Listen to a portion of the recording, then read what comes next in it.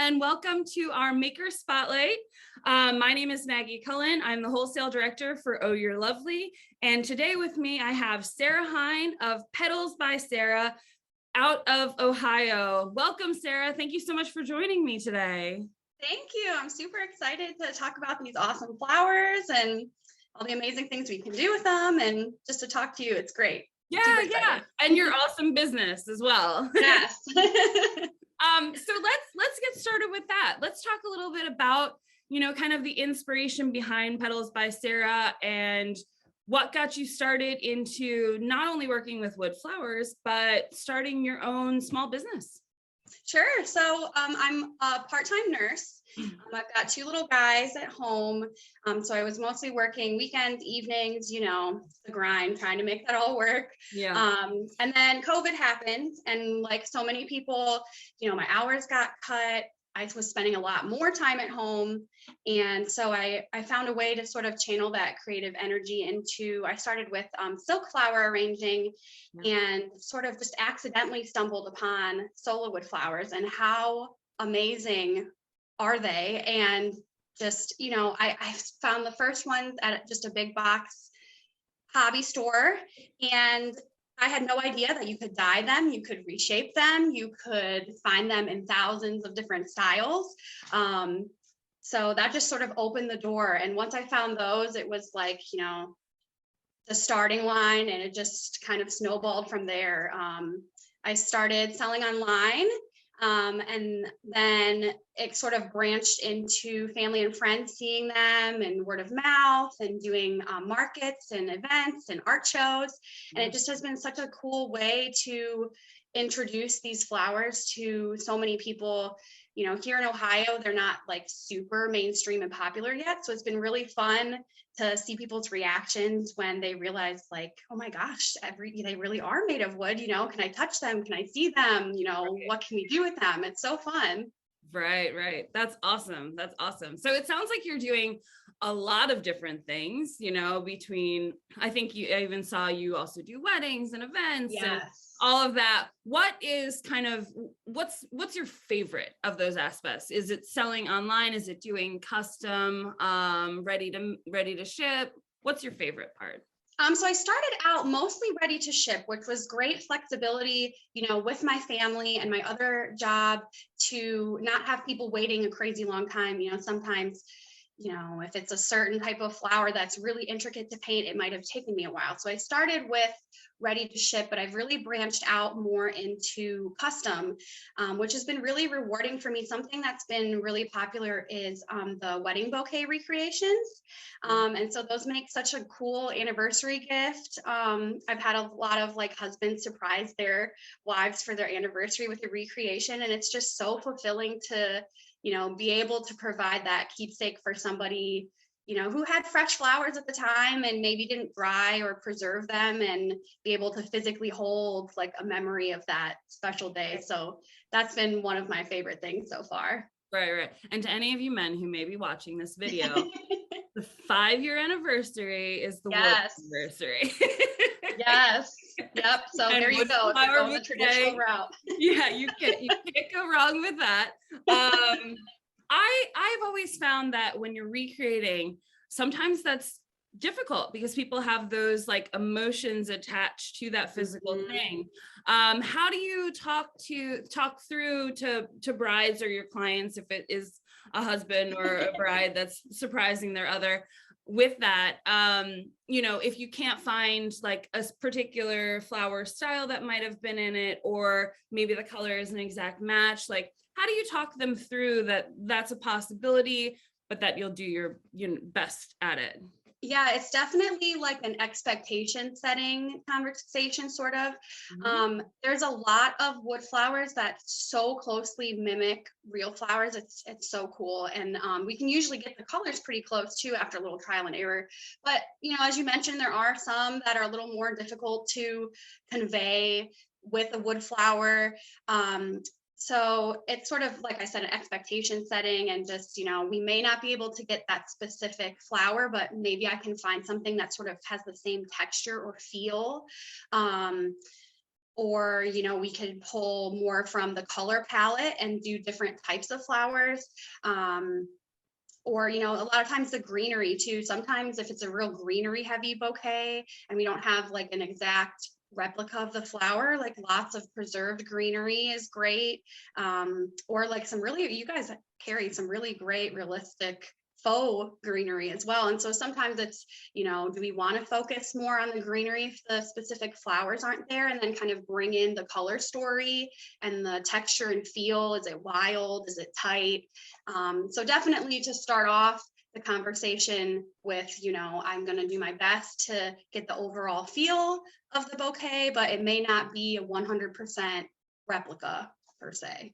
I love what you said about expectation setting. I think, me personally, I've told my husband this, that like, if you say you're going to be home at 9, that's what I would prefer. But if you say it's going to be 9:30, like my expectations are set. And I think that's such an important thing when you're a business owner, speaking with clients is like, I'm going to be upfront with you. I'm going to talk to you about this process. I'm going to tell you what to expect. And I'm going to communicate with you throughout, like, if those expectations need to change at all. Like, I think that's so important and such a good point. Yes. And definitely like the communication throughout the process, like you mentioned, because sometimes they might have their heart set on something and I'll be like, okay, I'll try. And then maybe it's not working out. And so that's a tough conversation to have, but sometimes you just have to go back and say, this was our vision, but it's not working out. What do you think about this? So definitely, the communication and the open line of communication is definitely like a giant part of this job that I think, we don't really talk about that much because it happens sort of behind the scenes, but it's like a giant chunk of your day. Right. Especially, when you're working with flowers, I feel are so sentimental, right? Like they evoke some sort of emotion in you. So when you're working with someone, like you want them to feel good, because otherwise it could go horribly wrong. Yes, exactly. Like, because it's not just like, I can't even think of an example, but it is something that like people are emotionally invested in what they're doing, because the event, if you're doing something for a wedding, a funeral, an anniversary, a birthday, like there's always some sort of emotion connected to it. And so you do have to have a little bit gentler hands and, like you said, more open communication. For sure. So that's awesome. What have you enjoyed most about starting your own business? I think honestly, it's just getting to go out and in the community and sort of, introduce this as a like new art form. I've done a lot of art shows this summer, which was one of my goals for this year was to try to do more farmers markets and art shows. And I think that that's like a really cool avenue because, as wood flower enthusiasts and people who are working with these flowers, it really is an art form. Like you're, collecting the pieces, you're putting everything together, you're painting, you're, developing a color story. You're really pouring, your love for these flowers into every arrangement. And so I think that that's sort of a really good avenue for our work is these art shows, because it really is, it may not be like painting or sculpting or something like that, but you're just using a different medium with the flowers. So it's been really fun to, connect with people in the community at these events and also other people who are working with the Sola flowers. I gotta say, like, this community, there's like no gatekeeping at all. Like, you see everyone's so open, sharing all of their projects, all of their techniques. Look what I did, look at this amazing new glitter I found, and you guys too with your tutorials. It's so fun because you see something and everyone is so open to tell you exactly like how they did it, what their technique was. Try it, let me see what you think. And it's just so fun to see everyone's unique take, because even though we're all using the same materials, no one ever makes the same arrangement twice because they put their own little personal spin on it. So I think that's been my favorite part of having my own business, is just all of the personal connections, both, you know, in the buyer community and in the solo community that I've been able to make. Yeah, that's awesome. I, you know, when I was doing weddings and stuff for my own business, I remember being like, I'm supposed to make how many bridesmaids, and they're all supposed to be the same, because it's Right. to do the same thing, you know, multiple times. That's very cool. I also love the community, because I think it's also it's a very unique community, a very niche community, you know. Yeah. Wood flowers are starting to be more well known, but they're not, you know, they're not completely out there. There are people that are like, you do what? When I tell them about wood flowers, it's like, come again? Wood? Tell me more about those. But yeah, so you know, that's some of what you've enjoyed the most. What are some of the biggest challenges you've faced with your business? You know, you said you're a mom of two. You also are working part-time as a nurse, and I am positive that is exhausting and emotionally and time consuming on your part. So, you know, what are some of the things that have been the most challenging for you? I think definitely, well, number one definitely is space. Finding, you know, I think in one of the other maker series, they also talked about, you know, they live in a small house and they work out of their basement, and it's kind of the same deal. I, you know, when I'm creating, I bring everything into the kitchen and work on it, and then put it all back into my little storage that I've figured out at the time. So, you know, everybody else out there working in a small space, I feel you. I totally get, you know, we're all struggling here. But so that's like the number one physical barrier. And then I think also just, you know, setting limits on your time and valuing your time, and really making sure that, you know, especially with custom orders, that you're including that in your pricing. And because, you know, we can't work for free. It's taking time away from your family, from maybe your another job. So it's been sort of a journey to really feel comfortable with putting that value on my time, and saying, you know, okay, well, this order, I'm gonna charge a little bit more because it involves a little more intricate, you know, painting or whatever. And also just the work-life balance, you know, finding a time that, you know, I'm just not going to respond to messages this weekend, and just, you know, putting that out there again with like the communication. You just have to be open. Sometimes just saying, you know, I'm sorry, I don't have time right now. Can I get back to you next week? That's something at the beginning of my journey that I would never do, because, oh my gosh, what if, you know, they find somebody else? But then at the same time, you'll drive yourself crazy. So it's definitely, you know, learning to put those limits, and just respect your time. Right. I think boundaries, and, you know, sometimes putting yourself first is like the hardest thing to do. And, you know, really tapping into like what you can handle as a person, you know, like, and one of Stephanie's, you know, co-owner of Oh You're Lovely, one of her favorite phrases is, no is a complete sentence. And it's so hard to actually use it as a sentence, but you know, sometimes it's just what works best, because then, you know, then no one's walking away disappointed, right? Like, yeah, a little bit stings at first, like, oh, I really wanted her as my florist, but you know, everybody's got to know what their boundaries are. So it's super important.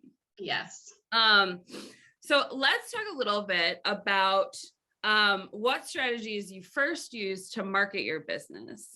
And I've seen your Instagram, and I know you got a lot of reels, and they're super fun. And so I just wanted to talk about, you know, how that's kind of evolved over time. Yeah, so it's definitely, that's also been a journey, because it's hard for everyone to sort of like put yourself out there and sort of, you know, show the down and dirty behind the scenes, you know, aspect of, you know, working out of your kitchen in a small house. And but I think that, you know, as I grew on this journey a little bit here, I'm almost 2 years in now. You sort of realize that that's the stuff that people connect with and they want to see. They don't want to see, you know, just a whole feed of these, picture perfect Instagram posts with your products, like, yeah, that's great. And it definitely showcases your work. But at the same time, it's fun to kind of like make a funny reel or a realistic, kind of making fun of yourself a little bit for your hoard of supplies, or staying up too late and working on flowers. And so Reels has been kind of a really good outlet for me to connect with other makers and, potential clients and followers, to just show like, hey, I'm a real person too. Like, there's more than just these pretty pictures of flowers. I'm a mom, I'm a nurse, life is messy, Right. and just kind of have fun in that way. So Right. it's been fun. I've always found, it's been hard for me to do that, be like front facing on, the wholesale Instagram account and that sort of thing. But I always put in the back of my mind, like, what are the things you like seeing most? You like seeing stories about people who are being real. They aren't just perfect. And I'm still working through like getting over that kind of like, it's too raw. How did you kind of like snap into that? Like, no, this is fun. This is exciting. This is what people want to see. Like, any words of advice on how to switch into that mode? I think honestly, you just kind of have to go for it. What really helped me was just like filming like a million drafts that I never posted at the beginning, and then just sort of like, watching them back and being like, what would I think if I saw that?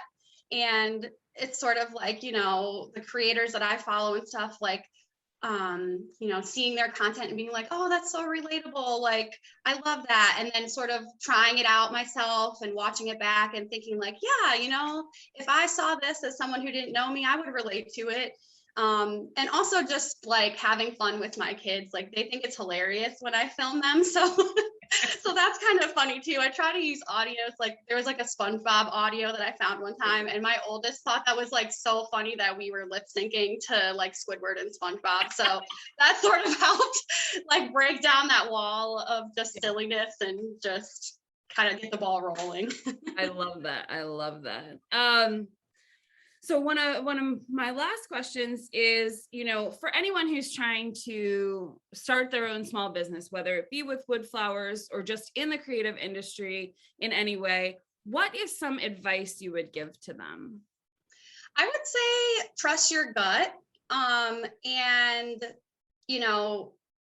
also though, start with something that you're comfortable with, sort of. So when I started, like, for example, like I talked about the ready-made arrangements, that's not like a super popular thing in the online market where I'm selling right now. It's a lot of custom and stuff like that. So at first I was like, is there even, a market for this? But, you think like, well, if I'm giving a gift to someone, I don't want to wait 2 weeks for it to get made. So I sort of just trusted my gut and started there. And that was my ground floor. And it was where I was comfortable. I was not super confident in my work yet. And, I knew that if I posted pictures of the actual arrangement, then there would be the clear expectation set. This is what I'm getting, instead of, you're going to get something similar to this. And then I'm like freaking myself out trying to recreate, the sample picture that I took. So that's the advice I would give, is just trust your gut. What you're comfortable with, and where your little niche market inside of this larger niche market might be, and start there. And then you can always, expand. Now I do weddings, events, farmers markets, and it all started just from me putting my ready-made arrangements out there, because that's what my comfort level was at the time. That's awesome. That's amazing. That's awesome. I really appreciate that, because I think one thing we've noticed, like, over as this Maker Spotlight has kind of been evolving and, growing and that sort of thing, is that's my favorite question to ask, because I feel like everyone has a unique view on it, but also they're all interlocking. So I feel like everybody believes those things, and then it just like is like building upon one another, like, trust yourself, you can do it. All of that kind of stuff. So that's awesome. So is there anything else you wanted to touch on, anything you wanted to add maybe a last minute, let us know some things that you're working on with your business?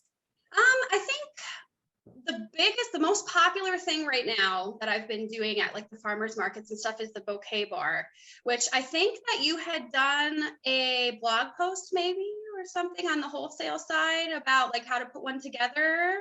I'm not sure about the Bouquet bar. I did single stems. Okay, maybe that was it, the single stems.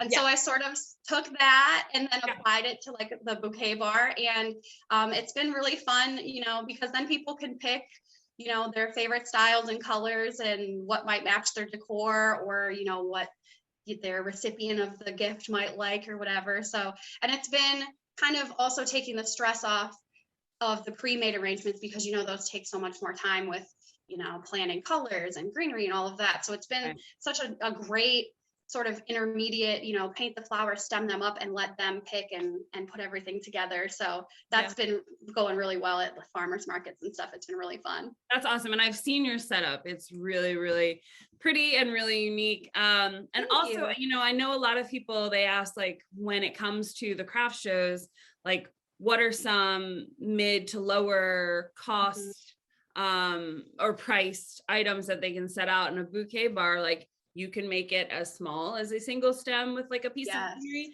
or you can make it into a full dozen roses of different colors with full greenery. So that's a very interesting one to be able to kind of have. And you're right, like assembling it in front of people too is such a great way to pull them in as well. Like someone will see you making something for someone else, and then they're walking by like, and they come right back. What is that about? Yes. And I've had people too, because I'll like wrap them just like a little farm fresh bouquet, you know, you would get from like a fresh flower stand.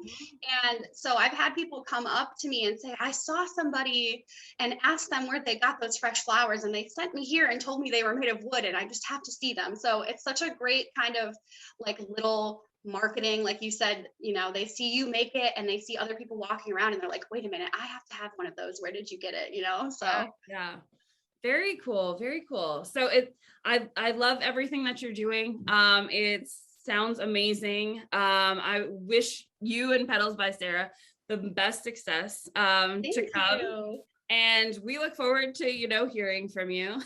Don't be a stranger, obviously.